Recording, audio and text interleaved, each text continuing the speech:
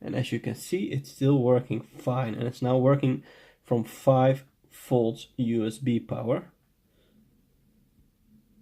Hello everyone, this is a short video about the Xiaomi Mi Home. I want to use this on my boat, which is 12 or 24 volts, but so regularly when you buy it from Xiaomi itself, it has a 100 till 240 volts option. So as you can see over here, so 100 to 240 volts. So I just removed the plastic protective cover from the screws. You can do it with a needle or something and then pull it out. And now I'm gonna remove the screws with this screwdriver.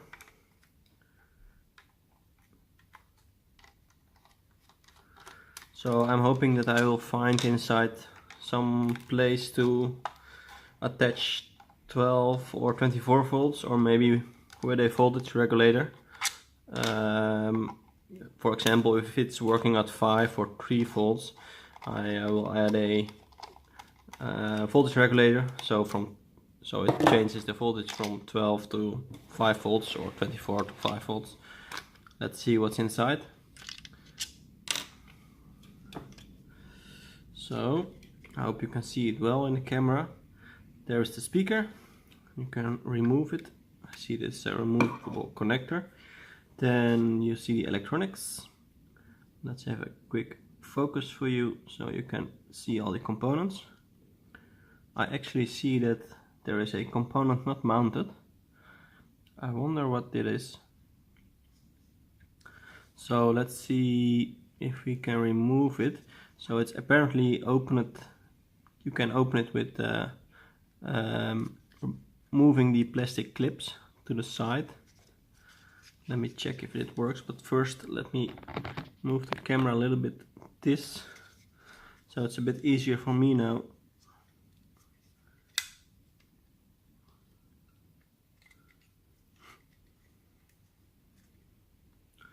So I'm only putting force on the PCB, not on the components itself.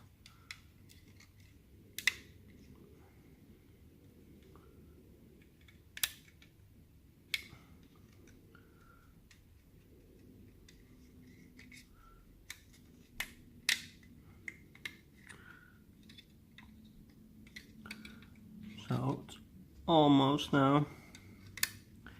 1, 2, and the last one over here.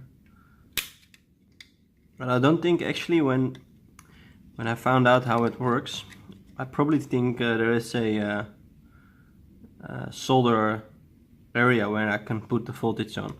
But I just want to show and know the outs. This is the other part.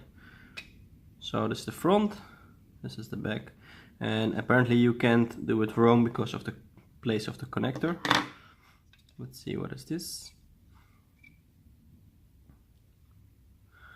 Okay,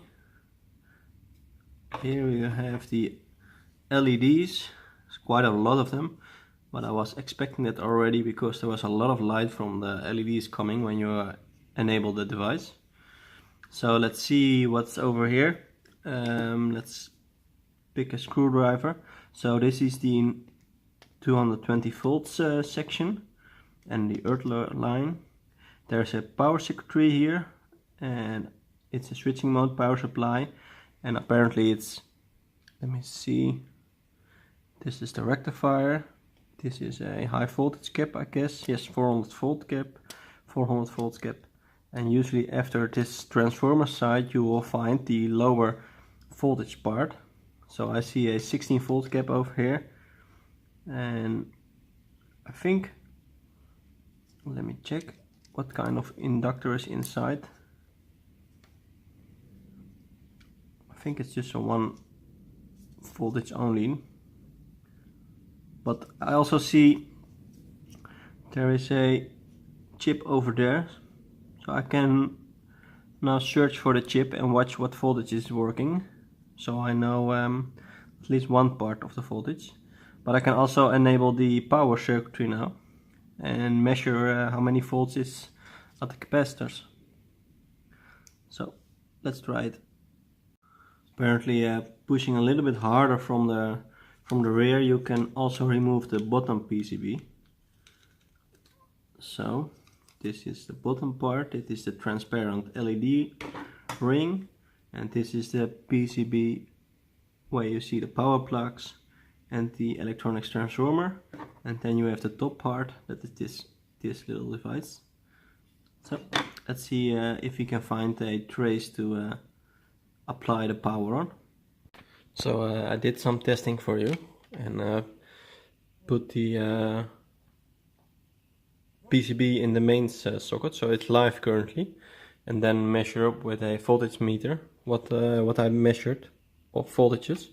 So these capacitors, both of them have exactly 13 volts applied to it, and on the back you can see, maybe it's a little bit difficult from here, but you can see there are different voltages noted on the PCB as test points, and I measured them up, and indeed it's 3.3 volts, 3.3, 5 volts, and this is writing on the PCB as 10.8 volts, but also on this test pin there is also 13 volts, so apparently it doesn't matter exactly.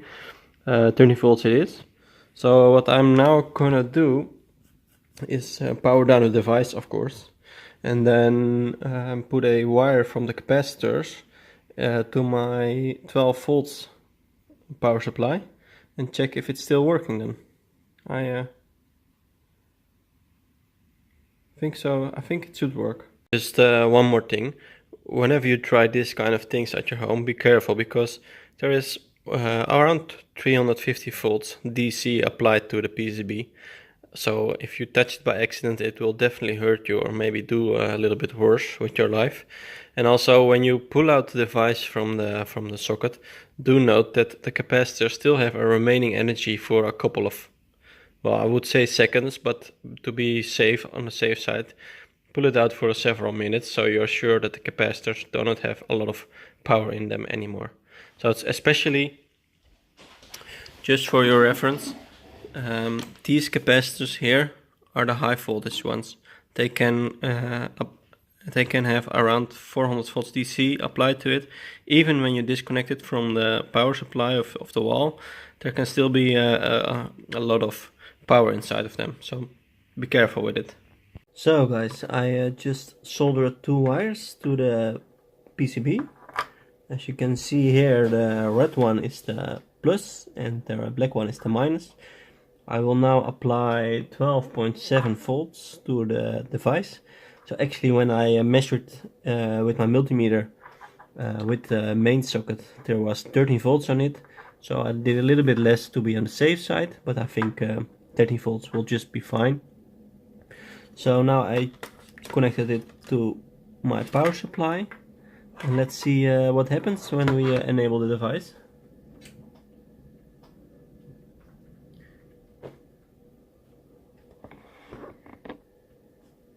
It's flashing blue. Oh, there's no speaker currently connected. I will also put the speaker inside.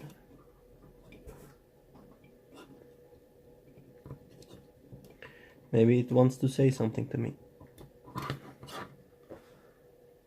Okay.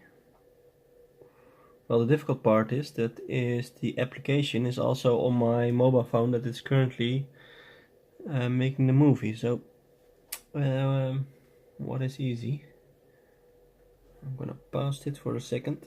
So because I use my phone as a camera device, I grabbed an old phone and installed also the Mi Home application, and now I reconnected this to 13 volts currently, and apparently it is just working fine.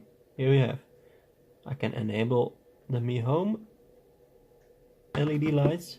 I can also, when I should have mentioned to you before, I have here a peer sensor, and I made a scanner with the Mi Home app that whenever it's detecting motion, he is gonna enable the LED lights and then change the color and keep it on for 5 seconds. So when I'm now moving my hands through the PR sensor, you will see that the LED lights will come on. This is just as a test that the Z-Wave is also working fine. Here I have a temperature sensor. I'm not sure what will happen when I press the button actually. Oh, not much. So I have not tested the speaker yet. Let me see how I can check that. I can maybe enable the radio. I haven't used it before, but I know there's a radio inside the device. To find it. So this is only the light, device, control hub. Yeah, this is the brightness you can adjust. But that's not the thing I'm searching for. Volume. Oh, as you can see, the speaker is also working. So I think you trust me that the radio will also work. So now I'm gonna show you some details about the power usage, because that is for me very important since I'm running off from a battery. Let's see how I can disable the LED light. I'm not sure actually. I think it's in the... So now it's off. At least the LED lights are off.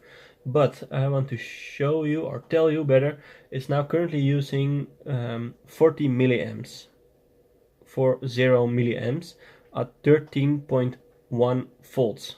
So 13.1 volts, meaning that's less. That is really not so much of a current that is drawing. And I'm now gonna check what's happening when I'm reducing the voltage. So when I want to see when the device stops working. I'm now at 12 volts, and the power consumption also drops to 33, so 33.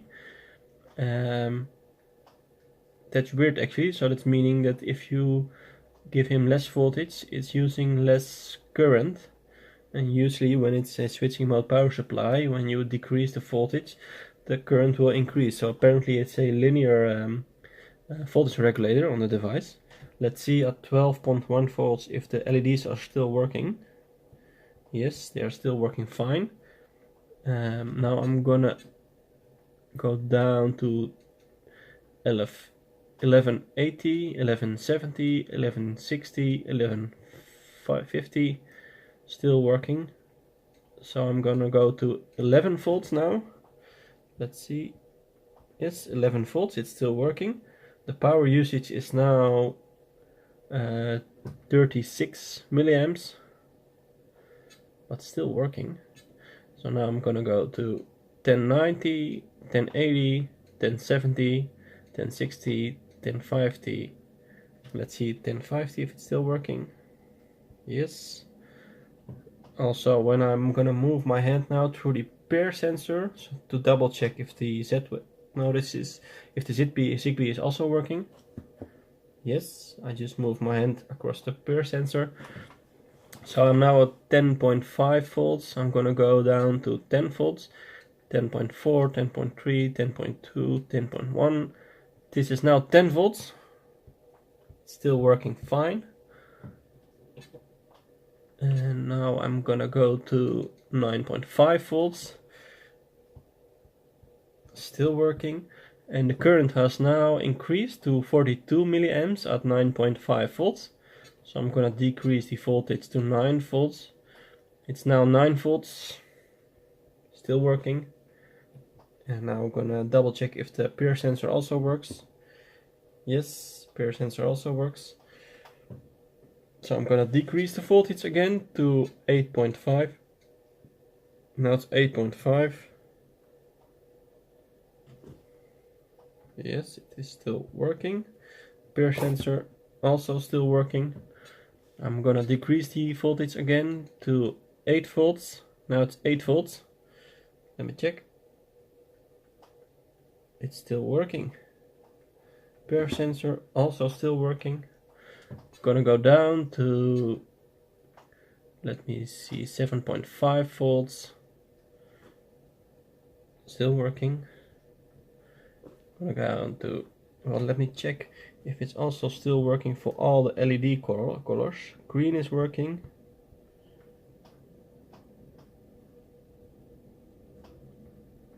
I think blue is a little bit. Let me check when I'm gonna go back to 13 volts. So now it's 7.5 volts. I'm gonna increase to see if the color changes from the LEDs.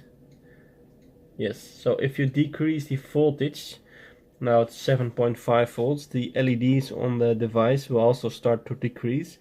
But I think that the LEDs are working at 10.8 volts actually, and the device itself at 5 volts or even less. So I think when I'm now gonna move down to 6.5 volts, you see the green lights are now a little bit less, almost not much to see anymore.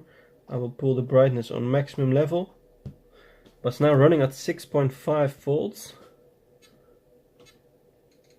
6 volts, so the LED lights are now completely off, but I still see a little bit, I don't know if you see it on the camera, but there's still a little point in the LED that I can see that's still reacting. Let me check if I do the peer sensor. So red is apparently still working. That's actually, I'm not how to say it in English, but red uses a little less voltage than green and blue. So it's not so weird that the red is still working. I'm now currently at 6 volts at 68 milliamps. Let me turn the red lights off. 63 milliamps at 6 volts. So I'm gonna decrease again to 5.5. Now I'm at 5.5. Red light still working. Peer sensor also still working. Gonna go down to 5 volts. Now I'm at 5 volts. Apparently the LEDs just switched off now. It is still consuming 68 milliamps, so I guess the device is still working, but now I have to check the motion sensor logs to check if it is still working. So the last motion detected was 1352. I will clear the log entry, so it's now empty. And let's see if I move to the peer sensor and let's refresh. Yes, it is still working. So I'm now gonna go down to 4.5 volts. Let me see if it's still working then. I clear the logs again. Let me see if I do a motion. Yes, 4.5 is still a valid voltage over there. I'm now at 4 volts. Let me see if it's still working when I move to the peer. I have to refresh. Yes, still working. So now I'm gonna go down to 3.5 volts. And now it's not working anymore because I see the current just drops to 0 milliamps, so it cannot be working anymore. So 3.5, 3.6, 3.7, 3.8, 3.9, 4 volts. I have to check when it's going back online. Yes, at 4.2 volts it's gonna go back online. Let me check if it's now working again. Peer sensor. I will go clear the, I think it's currently starting up the device. So let me see. Yes, it still works. So minimum voltage for this device is 4.2 volts. You can go lower, but actually I would recommend to use more than 5 volts just to be on the safe side. And at 4 volts, 4.2 volts, the LEDs aren't working anymore. The LED starts working from a voltage of around 5 volts, was it? Let me enable the LED lights. Here we have it. So 6.2 volts, 5.2 volts, then the LED starts really decreasing. So, but from 5 volts you only have the red color because green isn't working anymore, and green starts working. Green starts working from 6.5 volts. And blue starts working. Let me see. So this is now blue. Blue is not visible yet. It starts at 7.5 volts. So at 5 volts you have only red. From 6.5 volts you have a little bit green. 7.5 volts you also have the blue one, but actually because it's for my boat, I can safe say that you can use this device for your boat or car to automate some things. And I'm gonna return to 13 volts.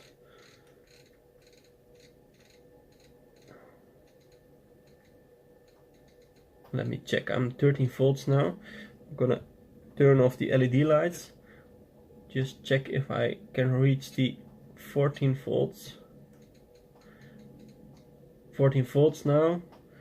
Okay, we don't go any higher because I read 13 volts when it's coming from the company itself.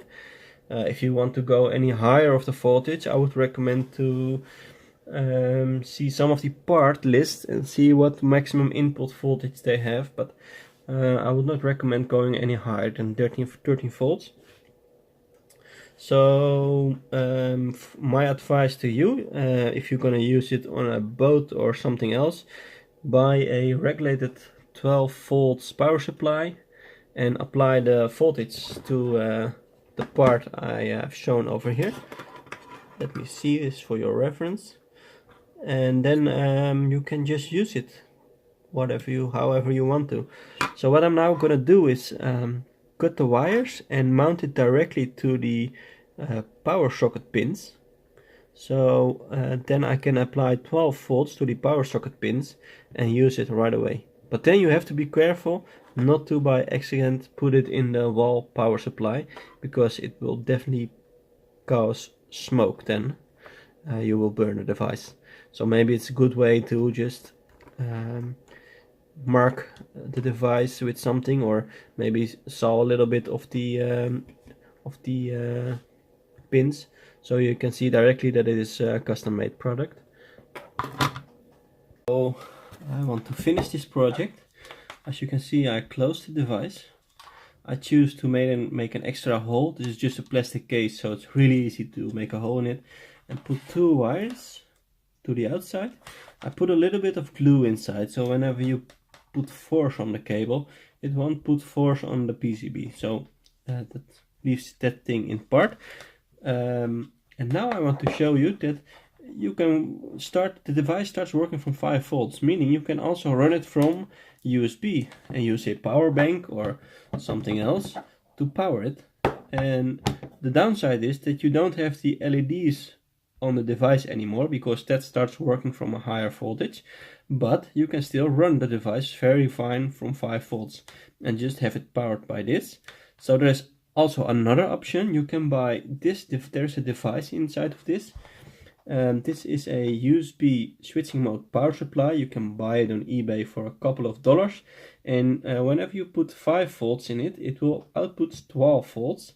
So now I put this device that I bought on eBay back to the Xiaomi Mi, and I connected it already. So now I want to show you, if I have a power bank like this and I put the USB stick inside, the LEDs are still working.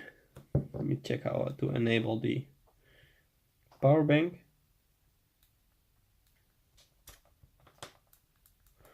This one is not working well. I think the battery are low already. So I'm gonna put it in my laptop, this device.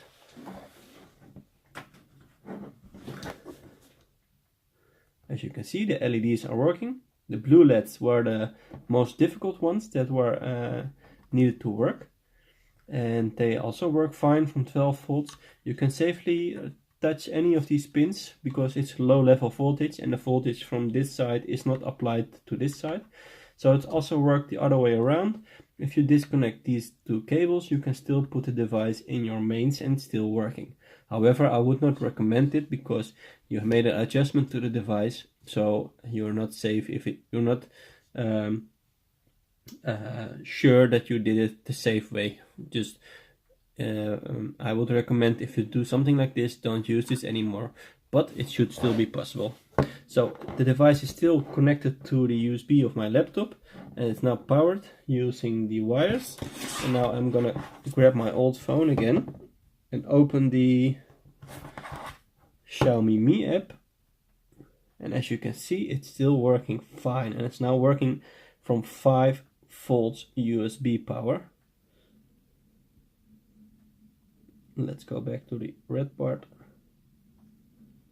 Even white is working.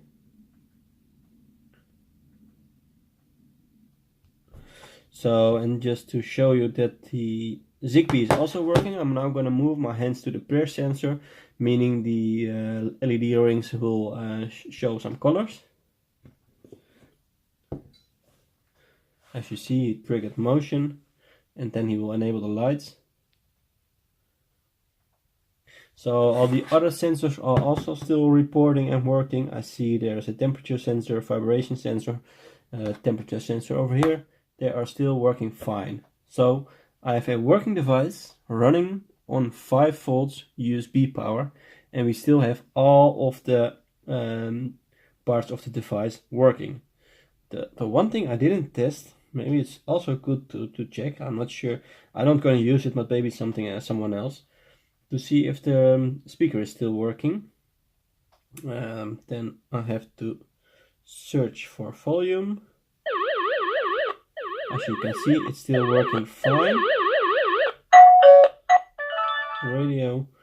So also the speaker is working fine. So I think you just have a great device running from 5 volts. And just to add an extra note, I applied a 5 volts device because then it's easier for me to mount it at the boat, because 5 volt power supplies are so easy to get over here to mount at your boat. Then you have a regulated power supply from 5 volts, and it's really cheap to buy and it's easy to install, and you can also use it to charge your phone in case you need it. So I would say it's a win-win situation. Please, if you like this video, put a thumbs up for me, and you really help me if you also subscribe, because I need it currently on YouTube to have a little bit more subscribers. Well, maybe see you again, guys. Bye bye.